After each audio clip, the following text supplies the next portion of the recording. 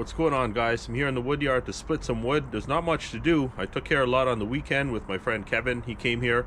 We sold a full cord. We split a bunch of wood that I had around the side there, that extra stash. And I got into some of this red oak here with the Spico single wedge splitter. And I'm going to get into more of it. Now what I'm going to try and do is pick out what I can put in the beast and split it with that.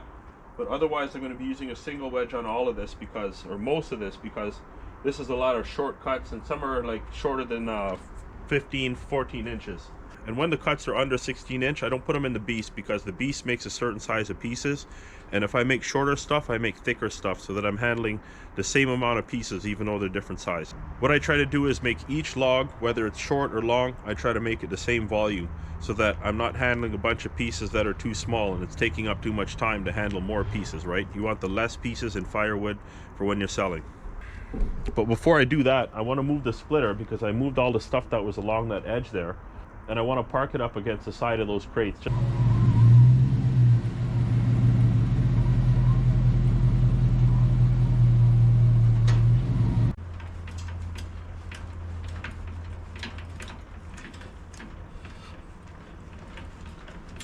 I got the 4-inch drop on this hitch, and it's still so high because the truck's got a 3.5-inch lift.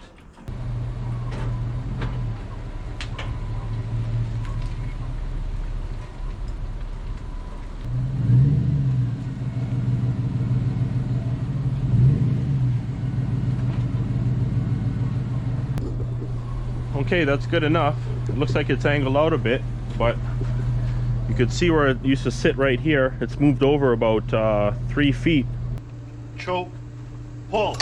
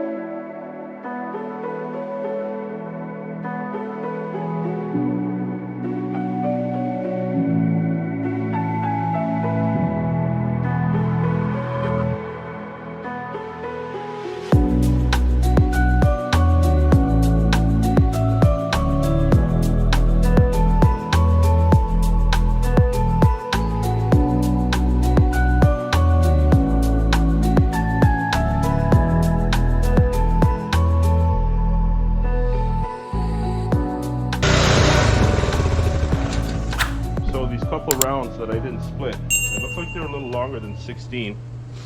Maybe if I just straighten them out with the saw, you know, cut off the angled edges, then I could put them in the beast. They'll work out in there. And there's a bunch of sugar maple back here.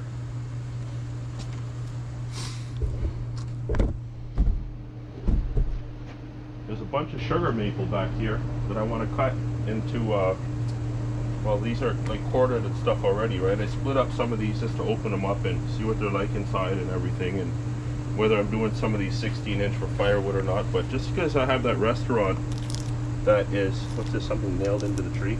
Yeah. So just because I have that restaurant that orders all the smoker wood, I'm saving as much as I can so that I don't run out of stock. There's a lot of times where I need sugar maple and I don't have it, even before I had this restaurant as a customer. So I'm just going to cut up all of those into coins so that I can make it into smoker wood. All 3 wheelbarrows are full. One of my wheelbarrows is busted, so I'll have to get a new wheel for it. Actually, last time I was here, that was on Saturday with Kevin. This is we were here loading up some wood, and both of us were throwing wood into the truck. So we heard this loud pop or a bang. So we're wondering what the hell was that, right? So I go and check the tires on the truck. I go kick the tires, right? I was like, that's pretty odd for that sound. Like, that was a big sound. And I had some type of convection oven, and I had that for scrap. And I thought it was one of the pieces of wood hitting the metal, right? But I know that sound too. That sound was still a little too loud, but that's what I thought it was. So we came back here and we got the splitters ready for splitting. We brought the wheelbarrows around and I noticed that the tires popped, and that's what it was. So alright, I gotta do some stacking here, so I'm gonna get my headlight, go in the corner, and then I'm gonna see what I can do and come back here. I'm not staying too late. I started late. I'm gonna have to get out the saw another day, and I don't really want to get it out now. So it's kind of late. Okay guys, since I don't have much of a show today, I'm gonna make it interesting.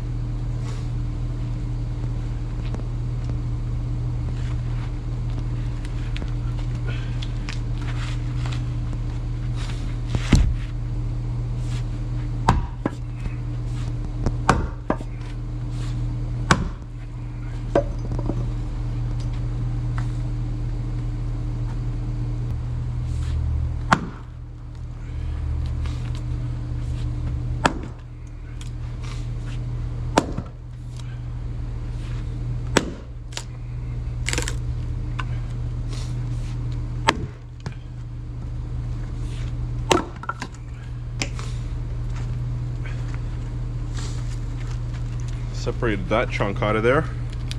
I'll just take this and burn it in my wood stove at the shop. Collect the metal for later. Take it to the scrap yard.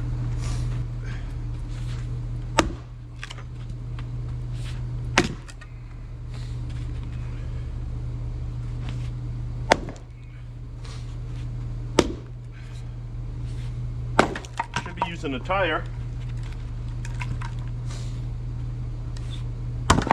This stuff kind of sticks together. Doesn't really fall over.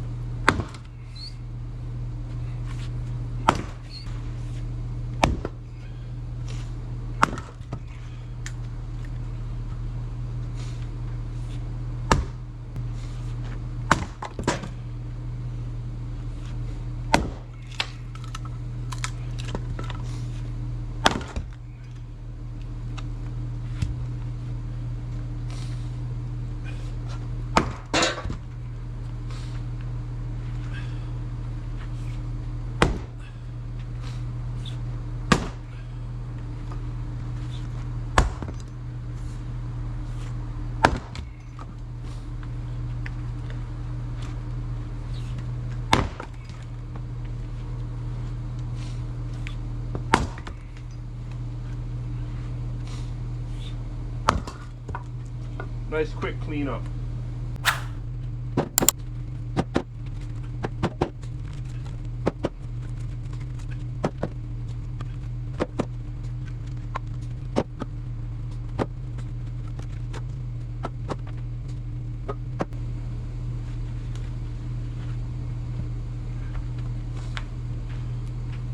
So that was some honey locust.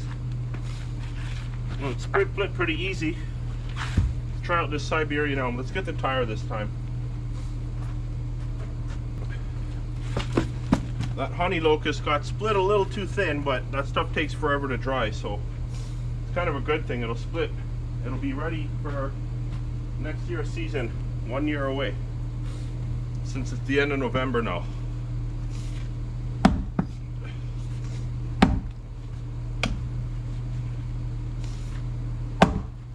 There we go. Remember back in the early days, I used to stay away from the Siberian elm because I heard that elm doesn't split very well. But this stuff does, as you can see.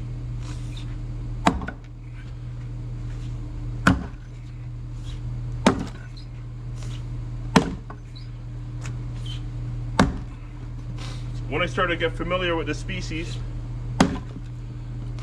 I noticed that when it dries, it's like paper thin. I'm sorry, it's light like paper.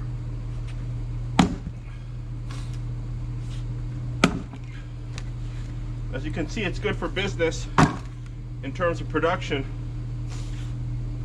And the BTUs aren't that bad. As much as the wood is really light, it still holds 20 million BTUs per cord, which is like silver maple. It's not bad, it's not horrible, it's not that great though. Anyways, I'm gonna go stack this up and then I'm gonna get out of here. I just bagged up 3 bags of smoker wood, the sugar maple, and there was another bag in the container that needed to be filled. I just needed about a 1/4 bag left. Now that crate's empty, so I have a bunch here that I've already cut and I got to split. And then, like I said, I got all that sugar maple in that pile. I got a lot in there, so I'll start buzzing through that. I'll try and fill up that crate in the next few days or whatever. It's a little meticulous work doing all the cutting. Then the splitting, it's kind of quick, I guess, but I'll have nice stock for next year. And then with my stock over there, so my cherry's almost full. I'm only going to be half a crate short of Smoker City being filled right up.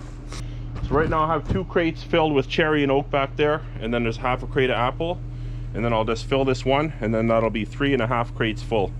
So hopefully I get some apple soon and I can stock up, and then Smoker City is good for the next couple months at least. I've been selling a little bit of bags at the shop. I got apple sold, I got lots of bags there still. I have a little bit of cherry, I have some sugar maple. I got a bunch of oak there too, and my shelf collapsed where I hold the oak, so my oak's just on the floor right now. I gotta install that shelf again. But one day I came back to the shop. I just went out for a bit and I came back and I saw that it collapsed, and it took about, what, 10 years to collapse. I've had those shelves up there hanging from my ceiling in the shop, or sorry, hanging off the wall for over 10 years, and it finally collapsed under the weight of all the oak. These shelves I have, there's 5, 6, 7, 8, there's 8 of them in the shop, and that's actually where I used to store my firewood back in the days. I used to bring the wood in the shop and store them up there, right? So I didn't want to have my wood outside, and then I started getting the crates and storing the wood outside. That saved me more time. And then I had the big ready rack shelf with the 9 bush cords on it. Well, technically 10, because I put my cutoffs on the top. So there'd be about a cord of wood on top. That's all the cutoffs and everything for my wood stove. And then I had 9 sections that were all 4x4x8. Got one of those Home Depot shelves, and I just filled the whole thing with 9 cords for the customers, and then 1 cord on top, right? And then after that, I moved to the wood yard. All right, guys, so we'll see you next time. Like, subscribe, share, comment, and all that good stuff.